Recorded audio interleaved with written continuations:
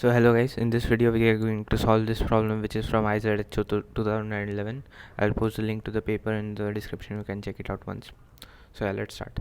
In classical physics, the energy of the system varies continuously. In the physics of the microworld, most physical parameters are quantized, i.e. they can take a discrete set of values. Quantization of energy can result in actually observed macroscopic effects. In this problem, you are to consider the simplest model of quantum ideal gas. So yeah, basically they are just saying that in the micro world, most of the quantities are quantized and not all physical states are exactly feasible in reality. So yeah, so the model is, let a gas consist of n identical atoms of mass m, which are placed in a long cylindrical vessel of length L and cross-section area S. Atoms can move only along the axis of a vessel. The kinetic energy of atoms is quantized. It can take a discrete set of values determined by En equals to n epsilon, where n equals to 1 to 3 and epsilon is a known constant value. Assume that kinetic energy of atom is expressed by the formula of classical physics. So yeah, they're saying that En can also be represented as half mvn square, where Vn is the velocity in that state. The vessel is brought into contact with the thermostat, so the gas temperature in the vessel is T. The value of kinetic energy of a single atom is changed due to contact with the thermostat. Assume that the atom number density is such low that the collisions between the atoms are rare and can be neglected. At thermodynamic equilibrium, the number of atoms which occupy level with the energy En is determined by the Boltzmann distribution function of the form n equals to C epsilon naught n C C to the power minus n epsilon over kbt, where kb is the Boltzmann constant and c is the normalization factor that we have to determine. So in the first question, we have to find the number of atoms n that occupy the energy level En. Express your answer in terms of n epsilon t and kb. So basically they are asking us to find the c here in this equation. So yeah, so first of all, what we can observe is that the total number of atoms is n. So sigma n must be equal to n. So n equals to 1 to infinity. So summing this up, we get c e to the power minus epsilon over kbt plus c e to the power minus 2 epsilon over kbt and so on till infinity must give us n. So from here we get that c times, here this is a gp, infinite gp with the common ratio is less than 1, so the sum will be a upon 1, sorry, where a is the first term and r is the common ratio.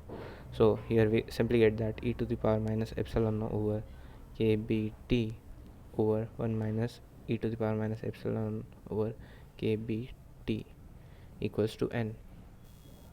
So from here, the normalizing factor c equals to n times 1 minus e to the power minus epsilon over kbt over e to the power minus epsilon over kbt, right?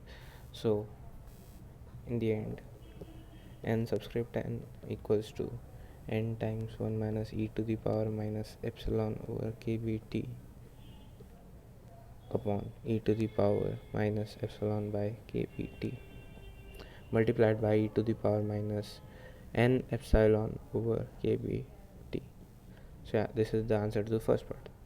In the second part, they're asking us to find the expression for the internal energy U of the gas. Express your answer in terms of n epsilon t and kb. Use approximate formula for the internal energy of the gas in two limiting cases where kb times t is very greater than epsilon naught, where which is the high temperature limit, and kb into t is very less than epsilon, which is the low temperature limit. So basically the internal energy here would be internal energy here can be simply written as summation of number of atoms in the nth energy state and the energy of that state, which is n epsilon, n equals to 1 to infinity. So we get that sigma n equals to 1 to infinity c e to the power minus epsilon naught n over kbt times n epsilon, and from here we saw that sigma n 1 to infinity of nx to the power n equals to x over 1 minus x whole squared. So here it can be again be seen as n e to the power minus epsilon over kbt raised to the power n. So this can be written as c epsilon times here x will be e to the power minus epsilon over kbt over 1 minus e to the power minus epsilon over kbt squared. Now from the above, if we put the value of c here, and quite a few terms cancel out, so we get finally u equals to n times epsilon over 1 minus e to the power minus epsilon by kbt. So from here, in the case when epsilon is very less than kbt, what we get is that e to the power minus epsilon over kbt is approximately equal to 1 minus epsilon by kbt. So from here, u equals to n epsilon times kbt by epsilon. So these two cancel out, so u is simply n kbt in this case. And when epsilon is very greater than kbt, in this case e to the power minus epsilon by kbt is very less than 1, so u can be written here as n epsilon times 1 plus e to the power minus epsilon over kbt. So yeah, these are the two internal energies we had to find in the two cases when temperature is very less and temperature is very high. Now the second part is done. Third part, calculate the molar heat capacity of the gas at constant volume. Express the answer in terms of these. Obtain approximate formula for the molar heat capacity at constant volume, both in classical limit and the limit of the low temperatures, which means the same limits in the last problem.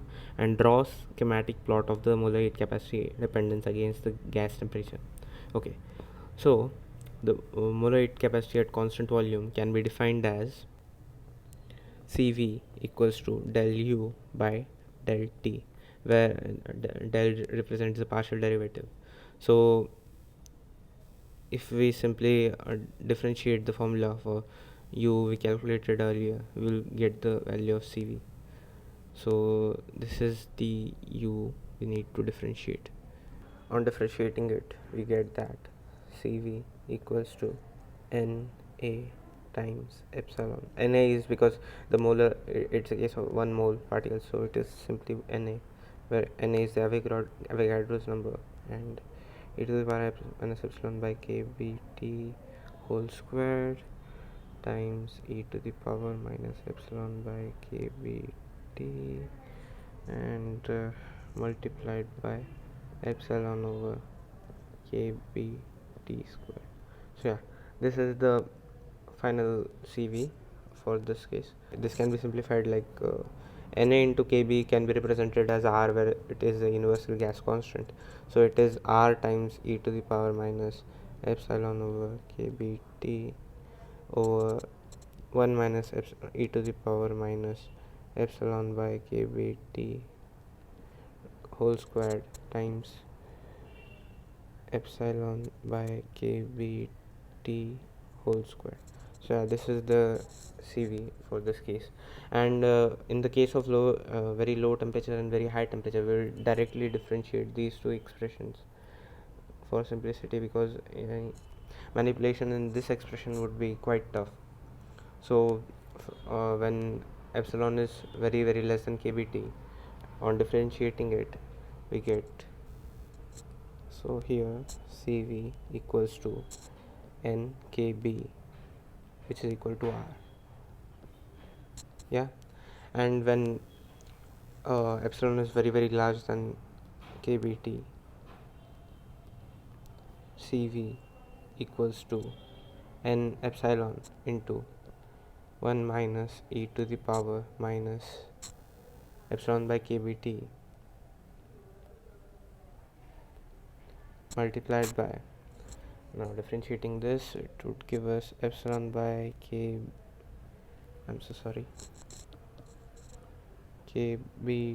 squared, and this sign would be replaced by a plus sign.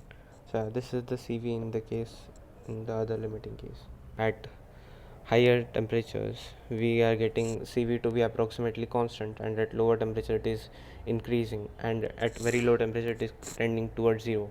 So the plot would be somewhat like this: Cv and temperature. So it will first increase, then it will tend towards a certain value, and this value is R. Okay, so that was the schematic plot. Now for part 4, find the pressure P exerted by the gas on the vessel walls. Express your answer in terms of N epsilon T Kb. Obtain approximate formulae for the pressure both in classical limit and the limit of low temperatures. Draw a schematic plot of the pressure dependence against the temperature. Okay, so for finding the force here, we consider like the derivation of Ktg. If you have done that, it might be simpler for you, but if you haven't, please look at it once. So here the average force due to one single particle in the nth energy state will be the change in momentum on striking once and the time between two collisions. So this will give us 2m Vn over twice of L over Vn. This is the average force, which will be mvn squared over L. Now mvn square can be written as 2 times En over L, and so this is the force due to one particle, and the total force will be sigma nn into 2 into En over L. Now this part can be written as simply as internal energy, so 2u by L. Now the pressure will be force average total over area, which is S. So pressure will be equals to 2u over L times S, which is nothing but the volume 2u by V. So yeah, this is the pressure, and U can again be represented in as it was here, which is n epsilon times, sorry, not this n epsilon over 1 minus e to the power epsilon by kBt.